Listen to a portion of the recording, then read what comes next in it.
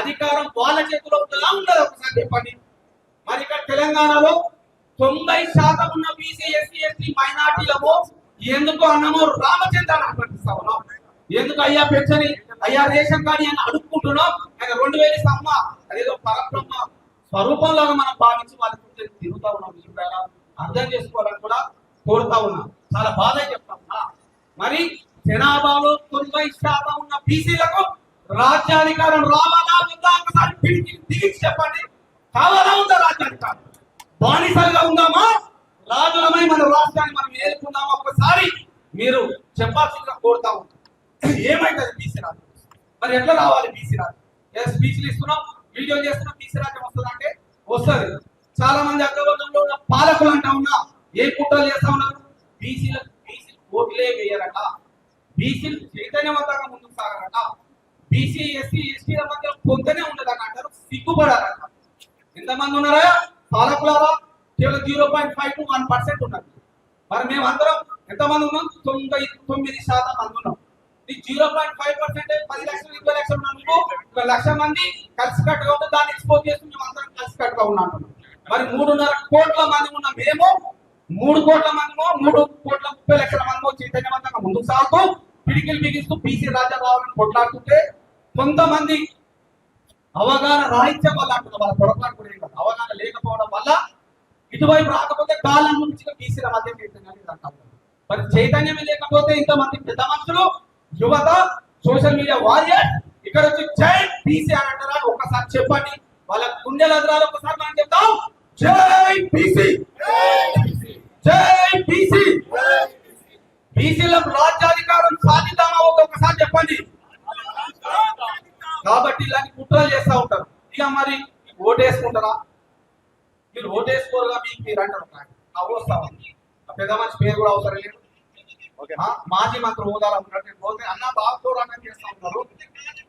రెడ్డికి సంబంధించిన వ్యక్తి. మరి మీ వాళ్ళు మీకు ఓటేయరు కానీ, ఎందుకంటే నా బీఫామ్ హైదరాబాద్ లో ప్రకటిస్తే నేను ఇంటికి వచ్చేసరికి బీసీలు అంతా క్యూలు కడతారు. అన్న ఇన్ని ఓట్లు నా దగ్గర ఉన్నాయి, ఇన్ని ఓట్లు నా చేతిలో ఉన్నాయి, ఈ గ్రామం అంతా నాకే ఉంది, నాకు 5 లక్షలు 2 లక్షలు 3 లక్షలు అంటారు కదా. మరి మాకు ఓట్లు వేస్తారు కానీ మీరు ఓట్లు వేసుకోరు కదా అంటారు. మళ్ళీ చెప్పినా ఏదైనా ఉద్దుతం పెట్టి అని చెప్పి రొమ్మును చాటి జైబీసీ అంటే మీరు ఎగిరిపోతారని చెప్పి ఇప్పటి వరకు ఎవరంటే అలవాటు చేసింది? బీఫామ్స్ ఎవరి చేతిలో ఉన్నాయి? బీసీల చేతిలో ఉన్నాయా? అక్కడ ఉన్న పాలకుల చేతిలో ఉన్నాయా చెప్పండి. అది ఏ పార్టీ అయినా కానీ, టీఆర్ఎస్ కానీ, బీజేపీ కానీ, కాంగ్రెస్ కానీ పార్టీ విమర్శిస్తలేదు.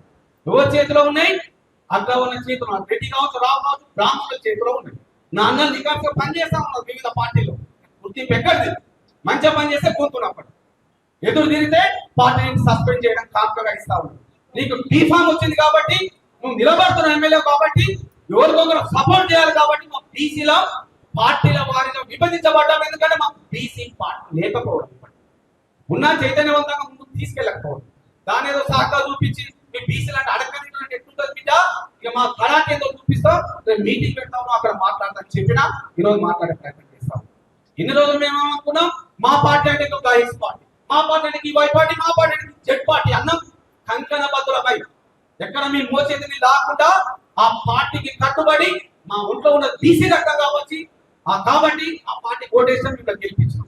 తర్వాత ఏం చేశారు? అరే నీకు ఇల్లు కట్టిస్తాను, నీ బతుకులు మారుస్తాను, నేను రాజ్యాధికారం వైపు తీసుకెళ్తాను, నెక్స్ట్ నేను ఎమ్మెల్యే చేస్తాను. మోసం చేసిన చరిత్ర అక్కడ ఉన్న పాలకులకు కానీ మోసం చేసిన చరిత్ర మా బీసీలకు లేనే లేదని ప్రకటించిన. అంటే ఒక ఆయన ఏమో మీ బీసీలు చైతన్యవంతంగా ముందుకు సాగారంట, మీ బీసీల చైతన్యమే లేదంట. ఇంకొక ఆయన ఏమో మీరు పాలిస్తారా అంటారు, ఇంకొక ఆయన మీరు ఎమ్మెల్యే కలువురా అంటారు. ఈ వేదిక ద్వారా చెప్తా ఉన్నాం, ఓట్లేసి మిమ్మల్ని గెలిపించి మా బతుకులు మాస్తారని బిడ్డ ఇక ప్రకటిస్తా ఉన్నా. ఇకపై మా బీసీ బిడ్డలకే మేము ఓటేసుకుంటాం. నెక్స్ట్ అసెంబ్లీ ఎన్నికలలో 119 119 డీలిమిటేషన్ పెరిగితే అన్ని స్థానాల్లో బీసీ అభ్యర్థులు ఉంటారు. మా ఆర్టీ మీడియా కావచ్చు, మా సోషల్ మీడియా టీం కావచ్చు, బీసీ రాజ్యాంగ కావచ్చు, కథం దొక్కం నియోజకవర్గాల పరుగులు తీస్తాం. అక్కడ బీసీ వాదం ఏంటి, బీసీ రాజ్యాధికారం ఎందుకు రావాలని చెప్తాం. బీసీలకు ఓటు బ్యాంకుగా మలుసుకుని కూడా ఈ వేదిక ద్వారా ప్రకటిస్తాం. అంటే ఇంత చిన్న చూపా, ఇంత కండకావరణ 0.5%, 20 లక్షల మంది 30 లక్షల మంది పాలకులు మనల్ని చేతిలో పట్టుకుని కోతిలా ఆడిస్తా ఉంటే ఏం చేద్దాం అనుకుంటున్నారా? ఎన్నేళ్ళు ఆడదాం? మన తాతలు ఆగమైన, మన తండ్రులు ఆగమైన, మన ఆగమైన, మన పిల్లలు, మన మున్మాన్ ఇట్లా తరతరాలు ఆగం కాబట్టి అందరికి రెండు చేతులు జోడించి నమస్కరిస్తా ఉన్నా. ఈ క్షణం నుంచి మన బీసీ రాజ్యాధికారాన్ని జయంగా ముందుకు కలుగుతాం. దీనికి అన్ని ప్లాట్ఫామ్స్ యూజ్ చేద్దాం. మన పెద్దలు మా చిరంజీవి సార్ కావచ్చు, మా బండప్రకాష్ సార్ కావచ్చు, మా రవణ గారు కావచ్చు, మా సత్యవన కావచ్చు, మా నరసింహ సార్ అన్ననైతే బాగా పోరాటం చేస్తా ఉంటూ మన ఆలోచన సాధన సంఘం బాగా ఎంకరేజ్మెంట్ చేస్తూ ఉంటారు. ఇట్లా అనేక మంది యోధులు ఇక్కడ ఉన్నారు. మా గుంటూరు వెంకటేష్ అన్న కావచ్చు, వేగులు కావచ్చు, ఇట్లా చెప్తూ మన నరసింహ అన్న కావచ్చు, అందరు పేరు మర్చిపోతే సారీ. మరి ఇంతమంది కనిపిస్తారు ఎక్కడూరు. వీళ్ళందరూ ఒక్కొక్క జిల్లా టేకప్ చేస్తే ఒక సంవత్సరంలో బీసీ రాజ్యం వస్తుందా రాదా? ఇంకా అనేక మంది పోరాట యోధులు ఉన్నారు, వేలాది మంది ఉన్నారు. మనం చేయాల్సింది ఏంటి? అందరం ఒక దగ్గర కావడం. అది కొంచెం కష్టం కావచ్చు. 3 నెలలు, 4 నెలలు, 5 నెలలు, 6 నెలలు చెప్తాం. గ్రామ గ్రామం పోదాం, నియోజకవర్గం పోదాం. దయచేసి బీసీ సోదరులందరూ విజ్ఞప్తి చేస్తా ఉన్నాం. ఇక మనం సోకాల్ రాజకీయం మానేద్దాం. మనం నిజంగా ఓటు బ్యాంక్ అనుకోవాలంటే ఎక్కడ ఉంటుంది? జనాలంతా పల్లెలలో ఉంటారు, అర్బన్ సిటీలలో పోదాం. ఇక అక్కడికి చెప్తాం బీసీ రాజ్యం వస్తే. బీసీ రాజ్యం వస్తే నిరుద్యోగ సమస్య అంతమవుతుందని చెప్తాం. నిరుద్యోగ సమస్య అంతమైతే స్థానిక పరిశ్రమల ఉద్యోగాలకు చట్టం తీసుకొస్తాం. బీసీ రాజ్యం వస్తుందని చెప్తాం. బీసీ రాజ్యం వస్తే నిరుద్యోగ సమస్యను ఖచ్చితంగా ప్రకటిస్తాం. వారం రోజులలో నిరుద్యోగం అనే పదం ఉండకుండా చేస్తామని ప్రకటిస్తాం. ఎట్లా? గవర్నమెంట్ జాబ్ చేస్తాం, జాబ్ క్యాలెండర్ చేస్తాం, దాని ప్రాసెస్ కోసం. ఇంకోటి ఏం చేస్తాం? మనం స్థానికంగా ఉన్న పరిశ్రమలలో 60% ఉద్యోగాలు నిరుద్యోగులకు వేయాలని జీవో తీసుకొని చట్టం చేస్తాం. అందరికీ ఉద్యోగాలు ఏమైతే అందరికి ఉద్యోగాలు వస్తే చాలా మంది అడుగుతా ఉంటారు. ఇంటికి ఒక ఉద్యోగం వస్తే బంగారు తెలంగాణ అయిపోయింది. ఉద్యోగాలు బంగారు తెలంగాణ ఎందుకు? ఇంటికి ఒక ఉద్యోగం వస్తే ఖాళీ అనేది 50,000 సంపాదిస్తారు. ఒక సంవత్సరంలో 6 నుంచి 8 లక్షలు 10 లక్షలు సంపాదిస్తారు.